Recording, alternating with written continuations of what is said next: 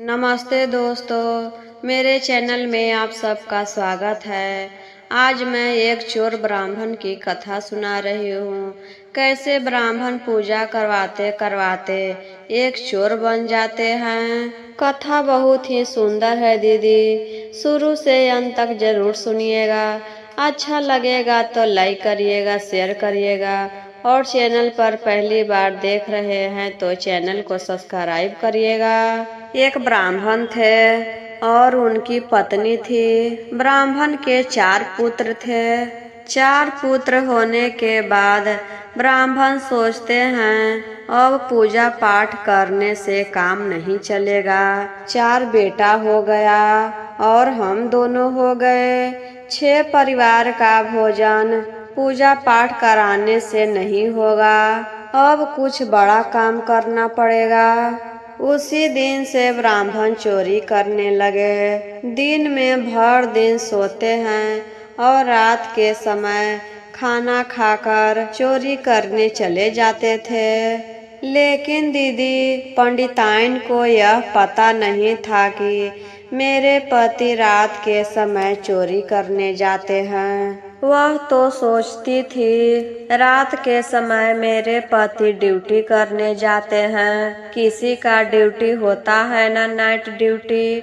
वही बेचारी समझती थी कि मेरे पति तो रात के समय ड्यूटी करने जाते हैं और भर दिन सोते हैं। ब्राह्मणी शिव गुरु के शिष्या थी। उसके गांव में शिव चर्चा नहीं होता था दीदी। कोई भी शिव चर्चा के बारे में नहीं जानता था, लेकिन ब्राह्मणी शिव चर्चा करती थी। सबके बताती थी कि आप सब भी शिव चर्चा करिए। कोई भी मुसीबत आएगा तो महादेव सब दूर कर देते हैं। जो कुछ महादेव से मांगिएगा सब पूरा करते हैं। जब भी पंडिताइन कहीं जाती थी या अपने दरवाजे पर बैठती थी, 2-4 औरतें आ जाती थी तो शिव चर्चा के कथा सुनाने लगती थी। सब होते हैं न दीदी कि 4 औरत जहाँ पर बैठ जाते हैं तो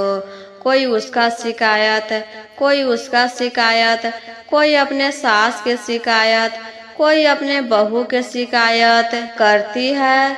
लेकिन पंडिताइन जो थी कभी भी दरवाजे पर बैठती थी या कहीं जाती थी तो किसी का भी शिकायत नहीं करती थी।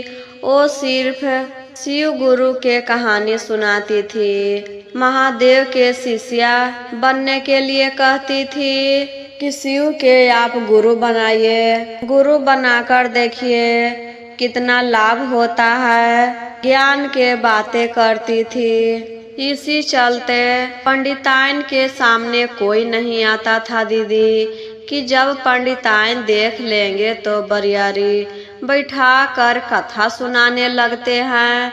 सब उनसे दूर दूर भागते थे। लेकिन सब लोग तो एक जैसे नहीं होते हैं। कोई लोग को कथा सुनने में बहुत मन लगता था। आकर कहते थे हमको कथा सुनाइए, आप बहुत सुंदर सुंदर कथा सुनाते हैं, ज्ञान वाली कथा सुनाते हैं। कथा सुनने के बाद सब लोग कुछ न कुछ दान दक्षिणा देते थे, क्योंकि वह पंडित जी और पंडिताइन जी थे। पंडित जी के लोग तो दान दक्षिणा देते थे। इसी चलते जब भी पंडिताइन कथा सुनाती थी तो सब लोग कथा सुनने के बाद दान दक्षिणा देते थे। लेकिन पंडिताइन जो थी दीदी, दान किए हुए पैसा घर में नहीं रखती थी। किसी न किसी को वह भी दान कर देती थी। किसी भूखे को खाना खिलाती थी।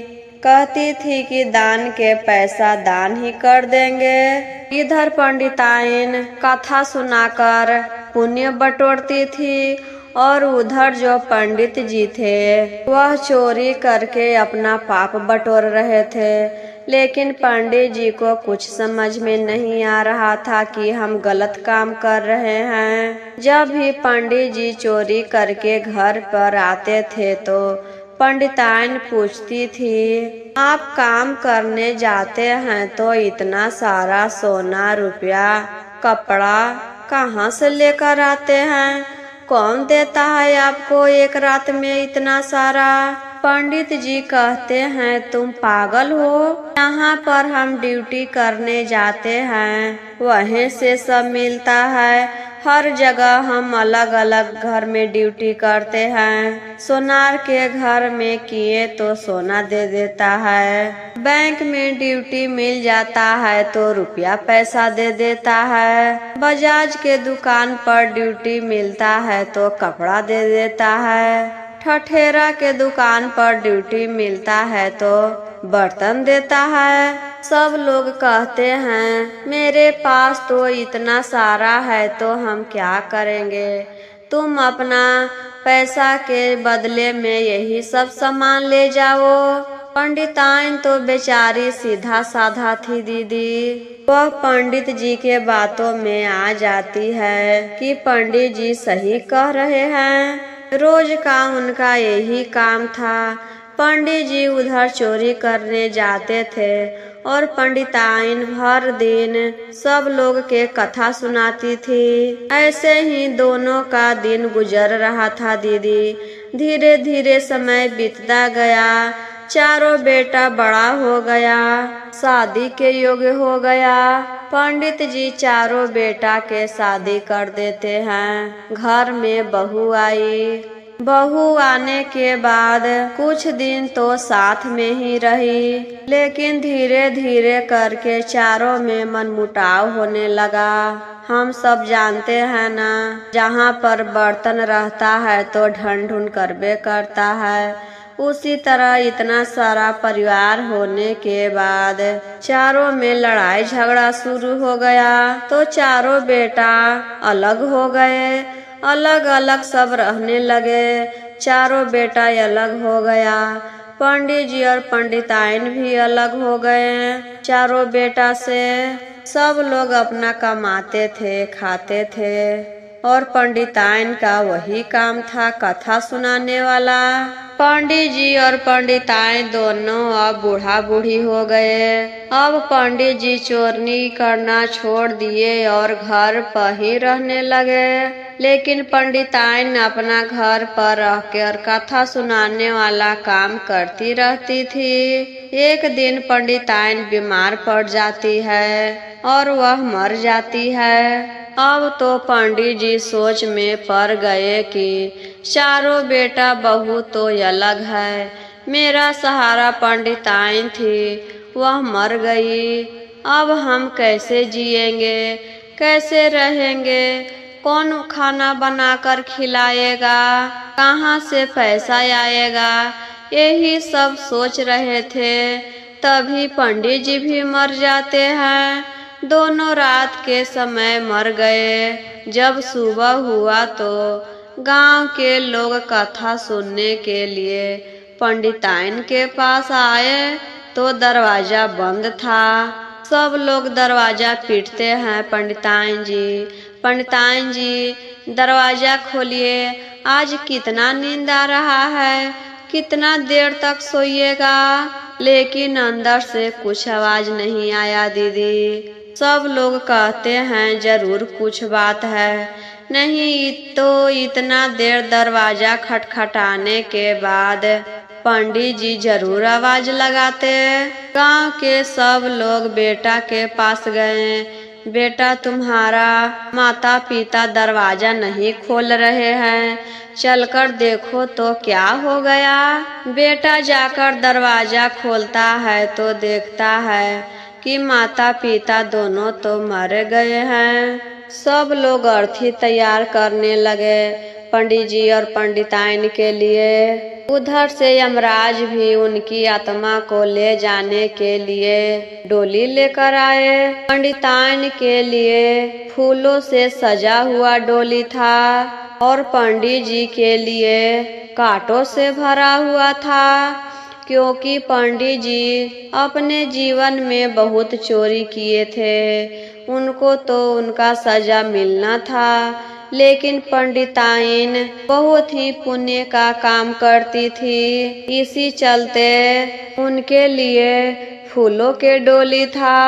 पंडिताइन रोती है और कहती है, हमारा लाभ जला शिव गुरु फूलवा के डोलिया रे जान जान। हमारा लाभ जला शिव गुरु फूलवा के डोलिया रे जान जान। पति जिला भेजला कटावा के डोलिया रे जान जान। पति जिला भेजला कटावा के डोलिया रे जान जान। हम नाही चढ़ाबाई फूलवा के डोलिया रे जान जान। हम नाही चढ़ाबाई फूलवा के डोलिया रे जान जान। महादेव से कहती है, क्या प्रभु मेरे लिए फूल के डोली भेजे हैं और मेरे पति के लिए कांटों से भरा डोली भेजे हैं। हम इस पर नहीं चढ़ेंगे। हम अपने पति के होते हुए हम फूल के डोली पर चढ़ेंगे और मेरे पति कांटों के डोली पर चढ़ेंगे से हम इस पर नहीं चढ़ेंगे। महादेव जी कहते हैं, तोहर पति शिष्या चोरवा चांडलवा रे जान जान। चोरवा चांडलवा रे जान जान। चोरी करके बंधलन पापा के मोटरिया रे जान जान। चोरी करके बंधलन पापा के मोटरिया रे जान जान। तू तो हाला शिष्या हमारा सेवकवा रे जान जान। हमर सेवकवा रे जान जान। तू कैला हमारा भजनिया रे जान जान। तू कैला हमारा भजनिया रे जान जान। तू बंधला पूना के मोटरिया रे जान जान। तू बंधला पूना के मोटरिया रे जान जान। महादेव जी कहते हैं, तुम्हारा पति तो चोरी करता था, बेईमानी करता था। इसी चलते तुम्हारे पति के लिए कांटों से भरा डोली भेजे हैं और तुम मेरी शिष्या थी, मेरा भजन कीर्तन करती थी। इसी चलते तुम्हारे लिए फूलों से भरा हुआ डोली भेजे हैं। पंडिताइन कहती है, पति के कमैया शिव गुरु बाटी चोटी खैली रे जान जान। पति के कमैया शिव गुरु बाटी चोटी खैली रे जान जान। बाटी चोटी खैली रे जान जान। अकेले भगतन नरकवा रे जान जान। अकेले भगतन नरकवा रे जान जान। महादेव से हाथ जोड़कर विनती करती है, महादेव जब मेरे पति चोरी कर कर आते थे, वो अपने लिए तो चोरी नहीं करते थे, सबके लिए चोरी करते थे और सजा अकेले कैसे मिलेगा। उनका चोरी किया हुआ हम सब मिलकर खाते थे। पंडित जी कहते हैं, जाने दो पंडिताइन, हम चोरी किए तो इसका सजा हमको ही मिलना चाहिए। तुम पुण्य की तो तुम फूल के डोली में बैठकर जाओ, हम पाप किए हैं तो हम कांटा के डोली में बैठकर जाएंगे। पंडिताइन कहती है, आप कैसे कांटा के डोली में बैठेंगे, आपको कांटा गड़ेगा।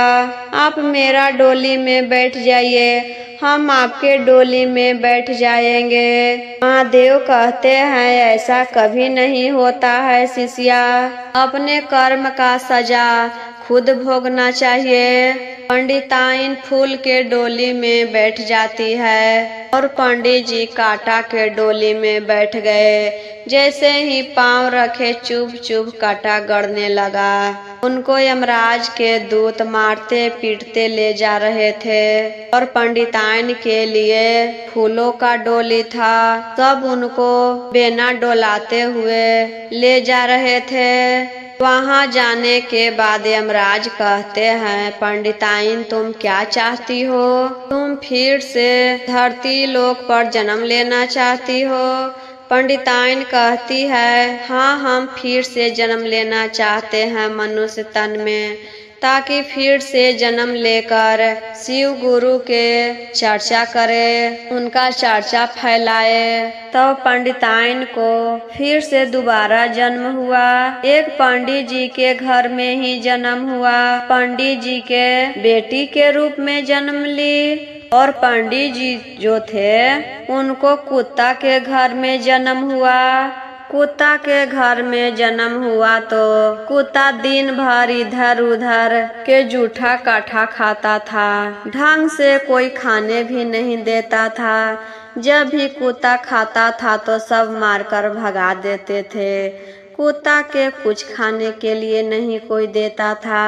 जो पंडिताइन दोबारा लड़की के रूप में जन्म ली, वह शिव गुरु के बहुत पूजा करती थी, चर्चा में जाती थी, सबको पूजा करने के लिए कहती थी, दान पुण्य भी बहुत करती थी वह। एक दिन उसके पिताजी कहते हैं बेटी तुम बहुत अभी छोटी है, इतना पूजा क्यों करती है? तुम अभी पढ़ाई लिखाई करो, पूजा करने के लिए तो सारी उम्र बाकी है। पढ़ लिख कर नौकरी लो, कुछ कर कर दिखाओ। बेटी कहती है पिताजी हम पढ़ाई के साथ साथ पूजा भी करते हैं, ऐसे नहीं कि हम पूजा कर रहे हैं और पढ़ाई नहीं कर रहे हैं। पंडित जी कहते हैं ठीक है, जैसे तुमको मन करे वैसे करो, तुम जो करना चाहती हो वो करो। धीरे धीरे समय बीतता गया दीदी। बेटी अब 20 बरस के हो गई थी। पंडित जी के अब चिंता होने लगा कि बेटी अब सियाना हो गई है, शादी ब्याह करना होगा।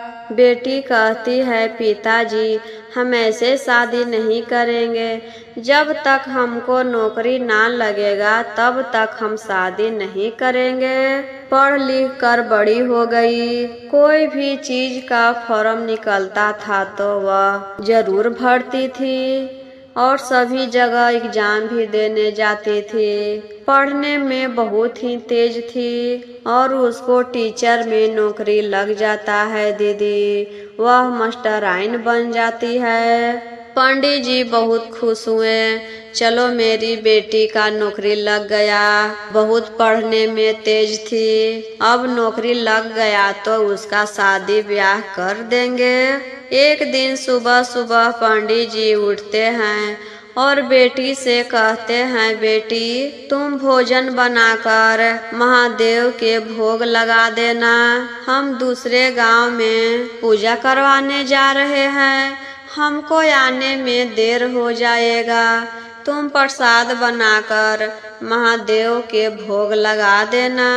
बेटी कहती है ठीक है पिताजी, आप आराम से जाइए, घर का चिंता नहीं करिए, हम प्रसाद बनाकर भोग लगा देंगे। जैसे ही लड़की प्रसाद बनाकर थाली में निकाली तो उधर से कुत्ता आकर प्रसाद को जुठा दिया। वही कुत्ता था जो पंडित जी थे। कई दिनों से कुत्ता को खाना नहीं मिला था, बहुत जोर से भूख लगा था दीदी। खीर देखकर घर में घुस जाता है और खाने लगता है। फिर भी लड़की कुछ नहीं बोलती है दीदी। कुत्ता को नहीं भगाती है, कहती है खा लो कोई बात नहीं, हम दूसरा प्रसाद बनाकर महादेव के भोग लगा देंगे। कुत्ता आराम से सारा प्रसाद खा गया और लड़की दोबारा प्रसाद बनाकर महादेव के भोग लगाती है। तभी महादेव के मूर्ति से आवाज आता है, यह कुत्ता कोई और नहीं है, तुम्हारा पति है। पिछले युग में तुम दोनों पति पत्नी थी, तुम बहुत पूजा पाठ करती थी, तो तुम्हारा मनुष्य घर में जन्म हुआ और यह चोरी करता था, बेईमानी करता था, झूठ भी बोलता था, इसी चलते इसको कुत्ता घर में जन्म हुआ। लड़की कहती है, प्रभु इसको किए के सजा मिल गया, आप इसे मनुष्य घर में जन्म दे दीजिए। महादेव कहते हैं, जो गलती करता है उसको तो सजा मिलबे करता है, इसको मनुष्य तन कभी नहीं प्राप्त हुआ और ना कभी होगा। कुत्ता मरा तो जानवर के घर में फिर से जन्म हुआ, उसको मनुष्य तन कभी नहीं प्राप्त हुआ। जब भी मरता था कीट पतंग पिल्लू पताई जानवर इसी सब में जन्म हुआ उसको। और पंडित जी अपने बेटी के लिए एक सुंदर लड़का खोजते हैं, वह भी नौकरी वाला था और वह भी टीचर का ही नौकरी करता था। अपनी बेटी के शादी पंडित जी उसी से कराए। दोनों पति पत्नी साथ में मिलकर पढ़ाने जाते थे। दोनों का जीवन खुशी खुशी बीतने लगा।